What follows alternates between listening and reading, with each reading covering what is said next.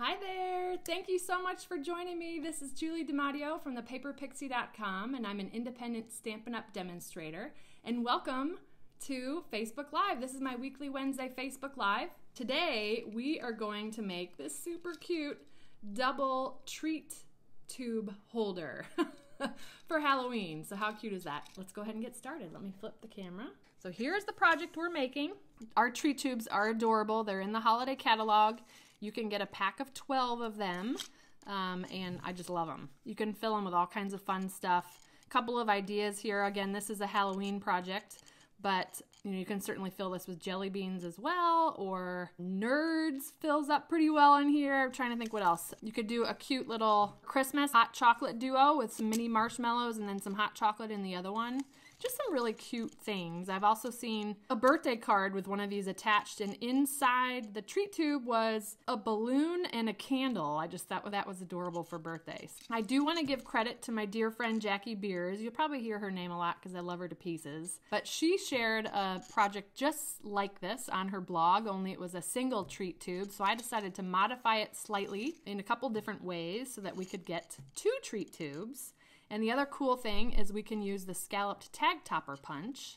So it's a really great project. It's 2 inches wide by about 5 1/4. All right, so the first thing we're gonna do, I'm gonna take a piece of rich raspberry cardstock that measures 2 inches by 10 1/4. All of these dimensions will be listed on my blog. So again, 2 inches by 10 1/4 inches. I'm gonna bring in my Simply Scored, and we're going to score this at 1/2 inch. 1 1/2, 4, and 5. Okay, and while I've got the Simply Scored out, I also have a 2-inch square piece, so 2 inches by 2 inches. We're going to score that at 1/2 inch and 1 1/2. Okay, so we're just going to have just the little 2 1/2-inch scores, okay? Now, I don't have a template for you because this is a pretty simple scoring, and you'll see it come together very easily. But again, we've just got 4 score lines. So I'm just going to go ahead and fold and burnish on all the score lines. Now, the other thing I'm going to do, we're going to put this top end into the scallop tag topper punch. And because it's 2 inches wide, that should fit right into the track. Go ahead and punch. So we've got that really cool scallop tag topper top. I'm going to show you a little trick here. We are going to put 2 holes. Let me take this out so you can see that. We're going to put 2 holes in the larger piece as well as, I don't know if you can see that, 2 holes in this little piece down here. And the reason why I added this piece is so that the treat tubes didn't slip around, okay? So I'm going to just take a scrap of any type of paper. The only thing I recommend is that it is lighter than your rich raspberry, just so that you can see it. So I'm just gonna go ahead and punch out 4 3/4 inch circles. So that's our 3/4 inch circle punch. This is just a little trick. So keep this in mind. You could probably use this in multiple ways on projects. I'm just gonna grab a little bit of our snail adhesive. Doesn't need to be anything heavy duty, but I'm just gonna put a little bit of adhesive on the back of each of those circles. And what I'm going to do basically is place them where I want to punch the holes for the treat tubes. And I'm just kind of centering it between the 2 score lines. I'll hold that up closer to the camera in just a minute. Okay, so we've got our 2 score lines, and I've just kind of centered those 2 right there, okay? We're going to do the same thing. Now, it's going to be on this 1-inch section that is closest to the end that does not have the scallop tag topper, if that makes sense. So go ahead and put those 2 there as well. And again, this is just to show us where to punch the circles. It's easier to put these circles on there so you can kind of center and place them where you want them, as opposed to trying to, like I'll show an example here, you just don't know where you are, where the punch is going to go. So by doing these little punch outs here, now what I can do is just slide my punch over there and just punch. Basically, you're just punching those very vanilla pieces out. Oop, and then your circles go flying, because the 3/4 inch circles love to fly into the air. That one landed in my lap. And so did that one. I should play basketball. All right, so we're gonna do the same thing on the other side. Those things really do fly. All right. So now what I'm going to do is to take tear and tape adhesive. Tear and tape is my adhesive of choice for 3Ds. And we are going to place tear and tape along this little 1/2 inch section here at the bottom. And I'm going as close as I can to the score line. We're going to do the same thing on the 2 1/2 inch sections on either side of the small piece. So this is how this is actually going to go together. This is going to fold up to the top. Now I'm going to show you a trick so that we get this lined up. We're going to kind of do both of these at the same time. So I'm going to go ahead and take the tear and tape off of this small piece. And it doesn't matter. This is the same on either side, but I'm going to take one of the edges and I'm going to put it right at that score line. Let me do that real quick and then I'll show you closer on the camera.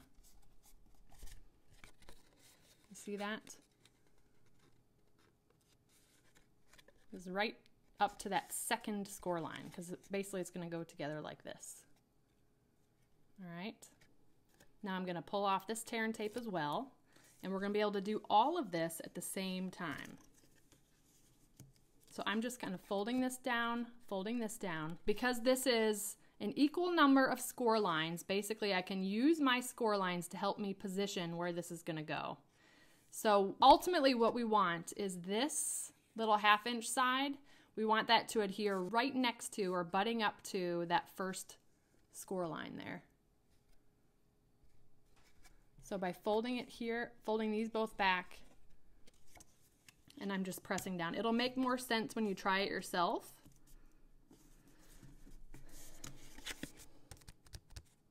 So we've got that first score line. On the second score line, I folded everything and pressed it into place. And then you'll see that it's going to be right where we wanted it to go. Hopefully that makes sense. Okay, and that's squared up right where it needs to go. So whether I fold it this way or back this way, it's all lined up right. Okay, we've got pumpkin pie here that measures 1 7/8 by 2 3/8. And I have another layer of pumpkin pie that measures 1 7/8 by 2. Okay, so those are actually going to fit respectively onto these panels. Then I've got Very Vanilla that measures 1 3/4 by 2 1/4.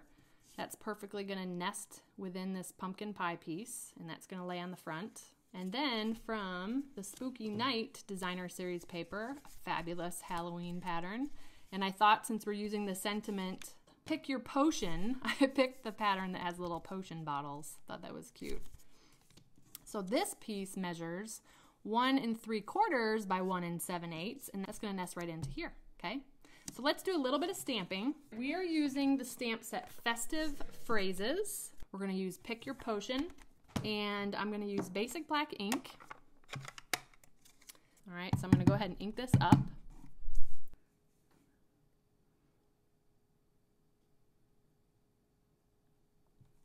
All right, let's see. Oh, not too bad, a little crooked. While that's drying, I'm going to go ahead and adhere our designer series paper to our cardstock, and I'm going to use my favorite multi-purpose glue. We can go ahead and adhere this to our little treat holder. All right, now let's go ahead and glue this to our pumpkin pie. All right, then we're going to go ahead and glue that to the front. So I'm going to add, this is our black shimmer ribbon. It's beautiful ribbon. I don't know if those sparkles are going to come through to you. This measures about 6 inches. I'm going to go ahead and feed this through the back side. Then we're going to take this, I'm wrapping this around the front, back to the back, and then through that hole again, from the back to the front.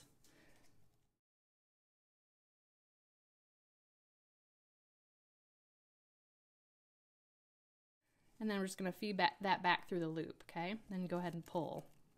And this is like the Vera Bradley zipper pull that I love to do because it gives you a nice flat finish on the front and a nice flat finish on the back. And then I'm just going to go ahead and trim off. This is just slightly long. Trim that off at an angle. So then we're just going to put our, let's grab the treat tubes here. So I thought this was cute. Pick your potion. So I put orange in one, yellow in the other, and those will just sit right in there. If you didn't want these to move around, you can just grab a glue dot. I'm just going to stick one on the bottom of each treat tube and just put that into place. It'll just kind of hold them there.